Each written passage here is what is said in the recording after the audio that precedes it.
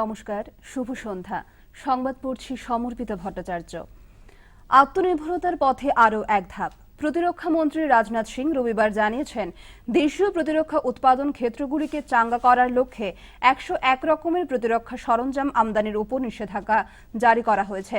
রাজনাথ জানান, 2020 সাল থেকে 2024 সালের মধ্যে পর্যায়ক্রমে নিষেধাজ্ঞা কার্যকর করা হবে। স্থলসেনা ও বায়ুসেনার জন্য প্রস্তাবিত 1,30,000 কোটি টাকার উপকরণ রয়েছে, নৌসেনার জন্য আনুমানিক 1,40,000 কোটি টাকা। রাজনাথ সিং বলেছেন, প্রধানমন্ত্রী নরেন্দ্র মোদী 5টি বিষয়ের উপর ভিত্তি করে আত্মনির্ভর ভারত গড়ার আহ্বান জানিয়েছেন: অর্থনীতি, পরিকাঠামো, ব্যবস্থাপনা, জনতত্ত্ব এবং চাহিদা। প্রধানমন্ত্রীদের প্রথম পর্যায়েই মেক ইন ইন্ডিয়া স্লোগান দিয়েছিলেন মোদী। প্রতিরক্ষা উৎপাদন ক্ষেত্রে এবার তার বাস্তবায়ন শুরু হলো বলে তিনি উল্লেখ করেন। পিএম কিষাণ সমৃদ্ধি যোজনায় 17,100 কোটি টাকা গতকাল সরাসরি দেশের প্রায় 8.5 কোটি কৃষকের অ্যাকাউন্টে হস্তান্তর করলেন প্রধানমন্ত্রী নরেন্দ্র মোদী। পাশাপাশি 1 লক্ষ কোটি টাকার কৃষি পরিকাঠামো তহবিল গঠনের কথাও এদিন তিনি ঘোষণা করেন। পিএম কিষাণ প্রকল্পে দেশের মোট 9 কোটি কৃষক প্রতি বছর 6,000 টাকা করে পান। এর জন্য প্রতি বছর প্রায় 75,000 কোটি টাকা খরচ হয় কেন্দ্রের। 2018 সালে এই প্রকল্পের সূচনার পর থেকে এ নিয়ে মোট 6 কিস্তিতে এই টাকা হস্তান্তর করা হলো। লকডাউনের সময়ও এই প্রকল্পে 22,000 কোটি টাকা কৃষকদের অ্যাকাউন্টে পাঠিয়েছে কেন্দ্র। আগামী 12 আগস্ট বিশ্ব হাতি দিবস। এ উপলক্ষে আজ হাতি ও মানুষের সম্পর্ক উন্নয়নে একটি ন্যাশনাল পোর্টালের আবরণ উন্মোচন করেন কেন্দ্রীয় পরিবেশ মন্ত্রী প্রকাশ জাভড়েকর। অনুষ্ঠানে উপস্থিত ছিলেন Babul Supriyo.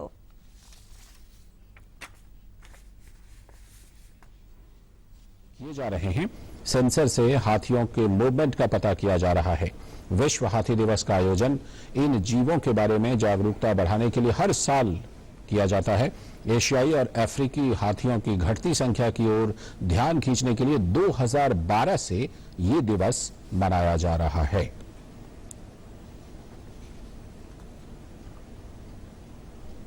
Human animal conflict न हो, उसके सीधे सीधे उपाय भी होते हैं कि अगर सिग्नलिंग करेंगे कि सेंसर से हाथी की मूवमेंट का पता करके अगर रोड पर वो जो रेलवे के सिग्नल जैसे मैंड गेट पर पड़ते हैं वैसे सिग्नल पड़ेंगे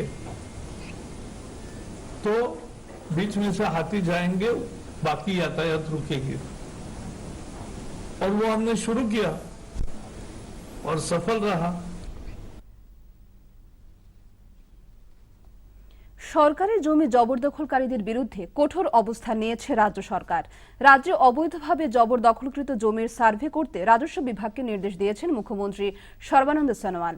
গতকাল গুয়াহাটিতে মুখ্যমন্ত্রীর বাসভবনে এক গুরুত্বপূর্ণ বৈঠকে তিনি এই নির্দেশ দেন। এতে জেলা শাসকদের শীঘ্রই এ সংক্রান্ত বিস্তারিত রিপোর্ট পাঠাতে বলেন তিনি। বৈঠকে উপস্থিত ছিলেন মুখ্য সচিব কুমার সঞ্জয় কৃষ্ণ, অতিরিক্ত মুখ্য সচিব জিষ্ণু বড়ুয়া সহ উচ্চপদস্থ আধিকারিকরা। দেশে ক্রমশ করোনা সংক্রমণের উপর সুস্থ হয়ে ওঠার সংখ্যা বাড়ছে। গতকাল এই সংখ্যা 15 লক্ষ ছাড়িয়েছে।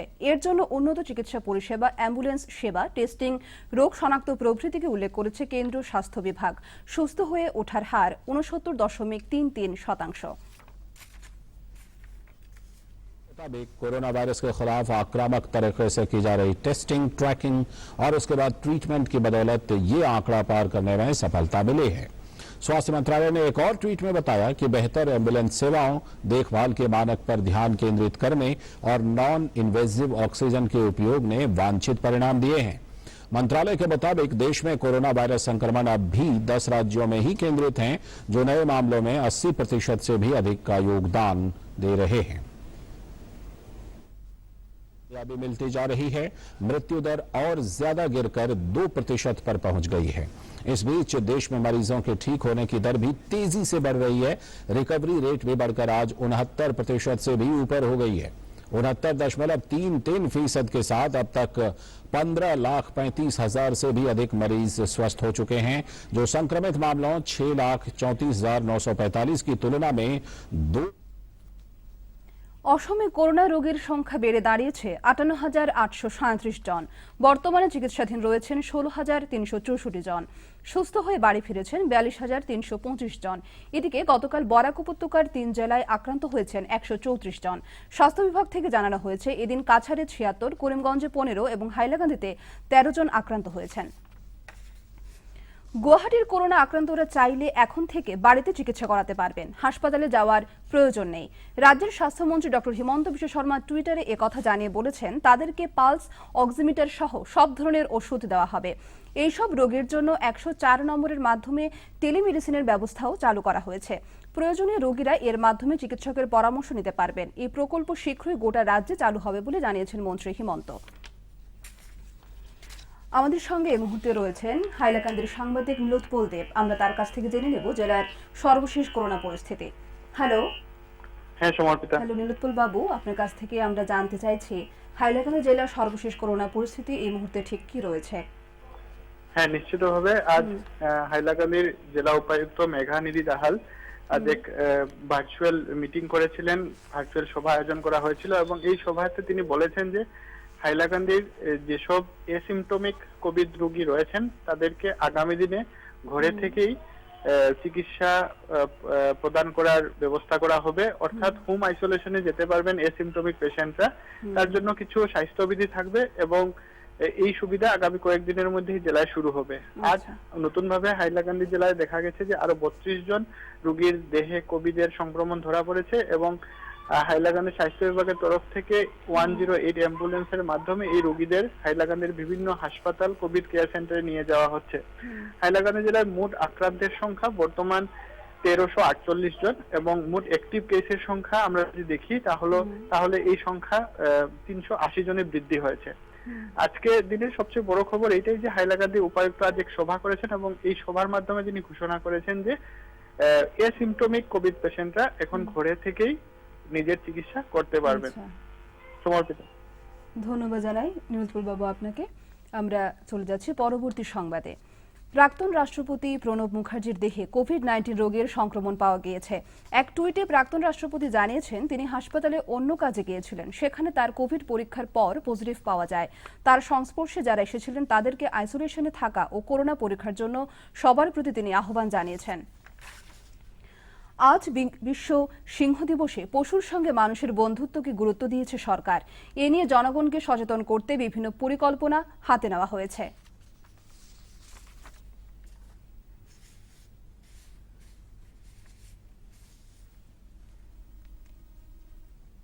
होता रहा है, जैसे शेर जैसा दिल या फिर शेर की दहाड़ को किसी न किसी रूप में जोड़कर देखना।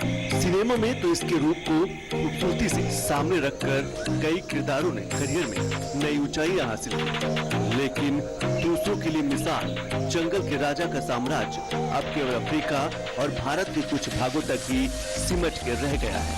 हर साल 10 अगस्त को विश्व शेर दिवस मनाया जाता है, जहां विश्व भर के पर्यावरणविद लगातार कम हो रही शेरों की जनसंख्या की ओर दुनिया का ध्यान खींचते हैं। एशियाई शेरों को एक बार मेसोपोटामिया, अरब, फारस और भारतीय उपमहाद्वीप को कवर करते हुए एशिया में व्यापक रूप से वितरित किया गया था, जहां ये 18वीं शताब्दी के अंत तक काफी संख्या में थे। जूनागढ़ के तत्कालीन शासक द्वारा समय पर लिए गए सुरक्षा उपायों ने शेरों की आबादी को शिकार होने से बचाया। यही वजह रही है कि गुजरात में शेरों की आबादी विलुप्त होने के कगार से बच गई। लेकिन वन्य जीव संरक्षणवादियों के पास खुश होने के कुछ कारण हैं। दरअसल भारत में गुजरात के गिर जंगलों में एशियाई शेरों की जनसंख्या में 29% की बढ़ोतरी देखी गई है। पिछले 5 वर्षों में उनकी जनसंख्या, जो कि 2015 में 523 थी, से बढ़कर 2020 में 674 हो गई है।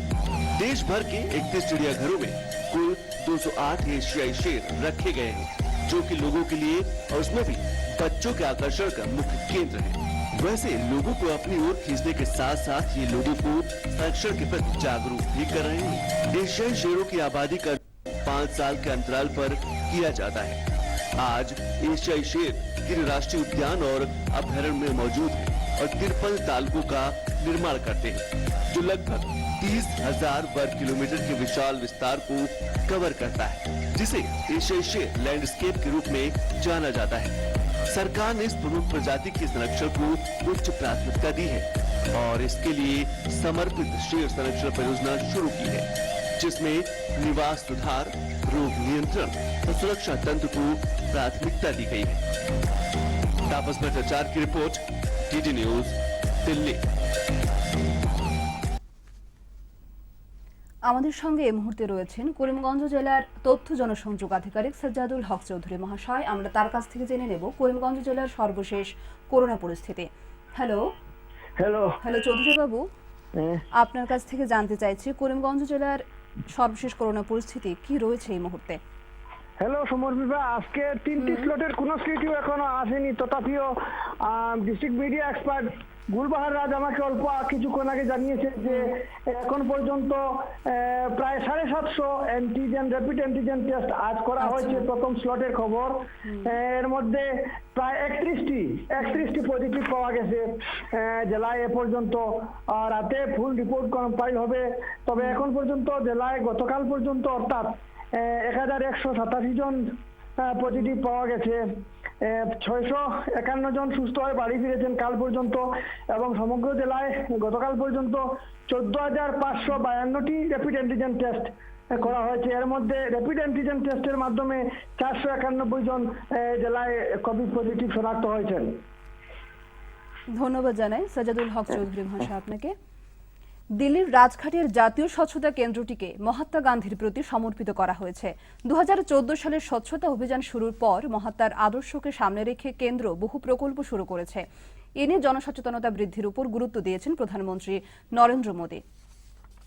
के स्वच्छ भारत अभियान की यात्रा है, जिसे भावी पीढ़ियों को रूबरू कराने के लिए तैयार किया गया है। केंद्र के बाहरी दीवारों से ही प्रधानमंत्री नरेंद्र मोदी के साल 2014 के स्वच्छ भारत अभियान के सफर से लेकर जन आंदोलन बनने की यात्रा को भीति चित्र के रूप में उकेरी गई है। साथ ही यहाँ महात्मा गांधी के सपने, पीएम मोदी के आह्वान और उसे मूर्त रूप देते स्वच्छता दूत की तस्वीरें और रानी मिस्त्री को भी स्थान मिला है। साल 2014 तक दुनिया में खुले में शौच कर रहा हर दूसरा व्यक्ति भारतीय था। 60% आबादी शौचालय जैसी सुविधाओं से महरूम थी। महिलाएं खुले में खेतों में जाने को अभिशप्त थी।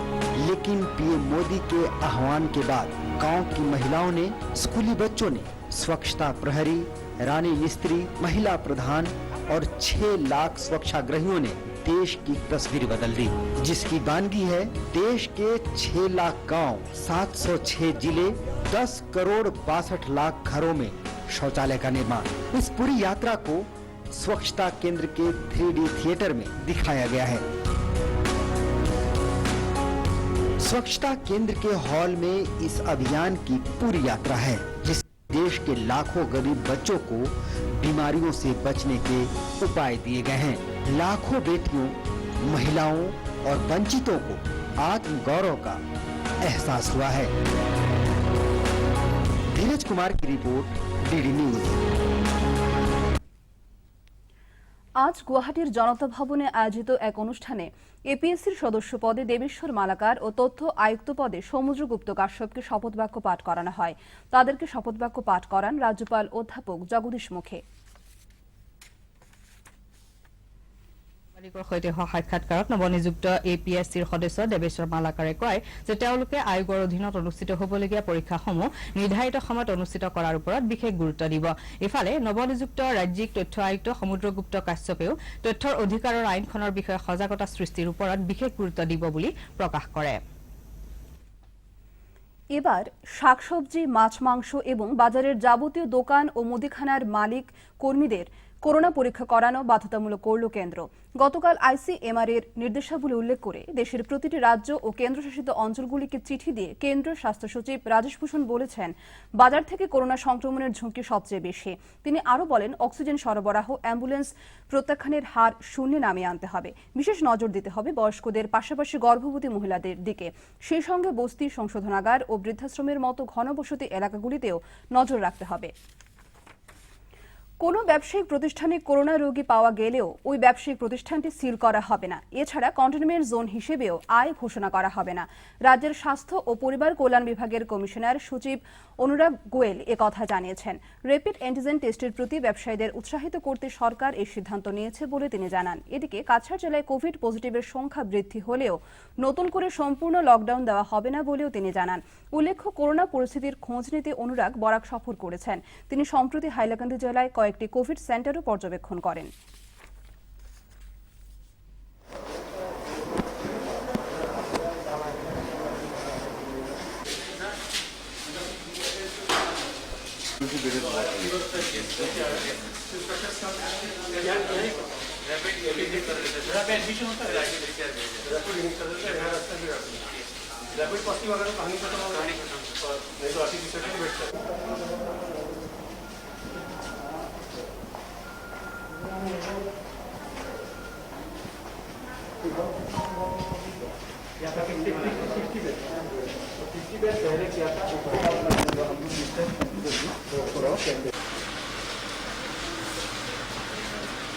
আমি এতিয়া বাৰাকো পতাকাত একেই পদ্ধতি লৈছোঁ মই যোৱাকালি শিলচৰ ডিচিৰ লগতো কথা পাতিছোঁ আজি ইয়াত টেষ্টিং আমি বহুতখিনি বঢ়াম ইয়াতে ডেইলি 2000কে ওপৰত টেষ্টিং মই কৰিবলৈ নিৰ্দেশ দিছোঁ ডিচি এইটো বস্তু প্লেন কৰিব আৰু এটা বস্তু মই আৰু আপোনালোকৰ যোগেদি হাইলাকান্দি মানুহক ক'ব বিচাৰিছোঁ কি আপোনালোকে টেষ্টিং কাৰণে আগবাঢ়ি আহক আপনার যে ব্যাপারিক প্রতিষ্ঠান আছে এটো বন্ধ করা নহব আপনার প্রতিষ্ঠানে যদি মানুষ পজিটিভ আহিব আমি তেওঁলোকক আইসোলেট কৰিম আপনার প্রতিষ্ঠানটো স্যানিটাইজ কৰিম আপোনালোকৰ আহা কন্ট্যাক্ট কেইটা তেওঁলোকক টেষ্ট কৰিম খুব বেছি হ'ব পাৰে 1-2 দিন আপনার প্রতিষ্ঠান বন্ধ হ'ব পাৰে কিন্তু 14 দিন আপনার ব্যাপারিক প্রতিষ্ঠানটো বন্ধ নহব হেতু পৰা ভয় নকৰিব আপোনালোকে আহি টেষ্ট কৰা সো দ্যাট এইকেইটা মানুহ যে অলপকেইটা সংক্ৰমণ হৈ আছে আপোনাৰ ঘৰত যায় আপোনাৰ আই দেউতা মাতৃ পিতৃ সমাজৰ বেলেগ বৃদ্ধ মানুহ সৰু বাচ্চা কেঁচুৱা কেইটা এইসকলো যে সংক্ৰমণ নকৰে যে কাছাৰ ডিষ্ট্ৰিক্টৰ পৰা দাবী উঠিছিল ব্যৱসায়িক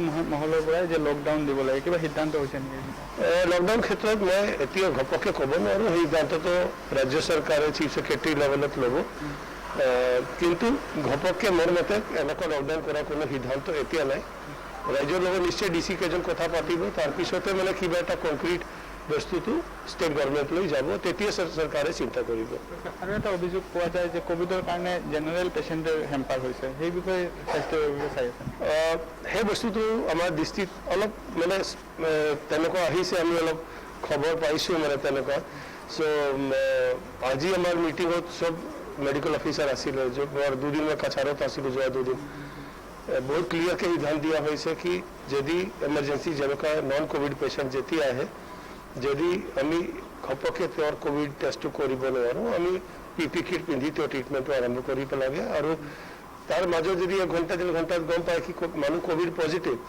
তথাপিও আমি য'ত আমি এটা ট্ৰিটমেণ্ট কৰিছোঁ সেই জেগাটো আমি ডিকণ্টামিনেট কৰাৰ কাৰণে ইটছ এ 15 মিনিটৰ এটা প্ৰচেছ আছে স্যানিটাইজ কৰা সেই প্ৰচেছটো মই ভারত ছাড়ো দিবস পালন করল করিমগঞ্জ কংগ্রেস জেলা কংগ্রেস সহ সভাপতি উত্তম মজুমদারের পৌরোহিত্যে এ উপলক্ষে গতকাল জেলা কংগ্রেস কার্যালয়ে এক সভা অনুষ্ঠিত হয় জাতির জনক মহাত্মা গান্ধীর প্রতিকৃতিতে মাল্যদানের মাধ্যমে অনুষ্ঠান শুরু হয় ভারত ছাড়ো দিবসের তাৎপর্য নিয়ে বক্তব্য রাখেন তাপস পুরকায়স্থ কামরুল ইসলাম শুভঙ্কর দাস প্রমুখ জেলা যুব কংগ্রেস কমিটিও এদিন তাদের প্রতিষ্ঠা দিবস পালন করে আজ সংবাদ এখানে শেষ করছি নমস্কার।